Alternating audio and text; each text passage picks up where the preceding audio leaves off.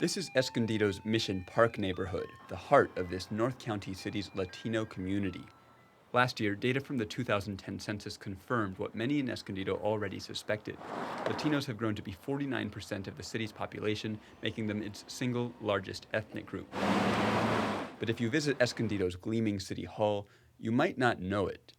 In the city's 123-year history, only 2 Latinos have been elected to the city council, and only one actually acknowledged she was Latina.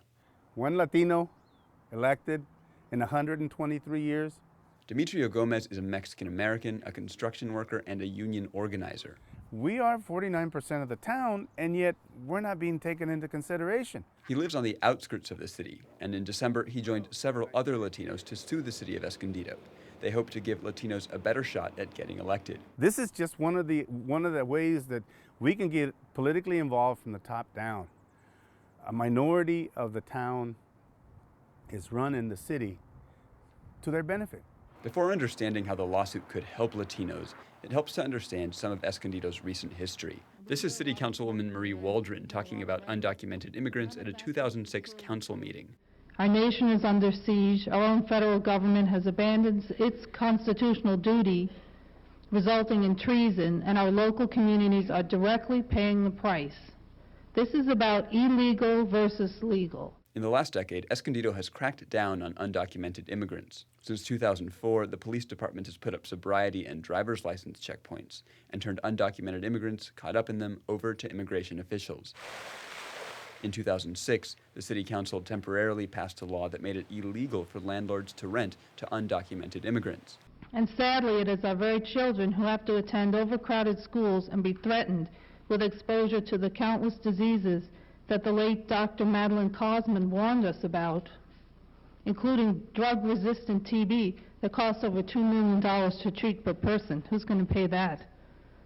Chagas disease, even leprosy. Those policies and comments have left many Latinos, even citizens, feeling attacked by City Hall and outmatched by it. And that's where the recent lawsuit comes in. It asks a judge to toss out the current system for electing city council members. It's called an at-large system, and it requires all of the city's voters to choose from the same candidates. But if the lawsuit prevails, the city would be split into districts. Each one would have its own candidates, and voters could only vote in their district. Lori Schellenberger is an attorney at the American Civil Liberties Union. She's not involved in the Escondido case, but she has been watching it. She says that in at-large systems, it can be nearly impossible for minorities to elect candidates of their choice, because as voters, they're often outnumbered. This is what we call racially polarized voting. She says it happens all the time, but district elections change that. When you map into districts, then you have a more concentrated group, and then they have a chance to have either a greater influence on an election if they don't meet the majority. That was the idea behind the 2001 California Voting Rights Act. Like the Federal Voting Rights Act, it guarantees political representation to minority groups. But the California law is even more powerful. In fact, rather than endure expensive lawsuits from activists, many city councils and school boards have just agreed to switch to district elections. But here in Escondido, Mayor Sam Abbott has vowed to fight. This will be the worst option for every citizen in Escondido, including the Hispanics. He says district elections will pit neighborhoods against each other.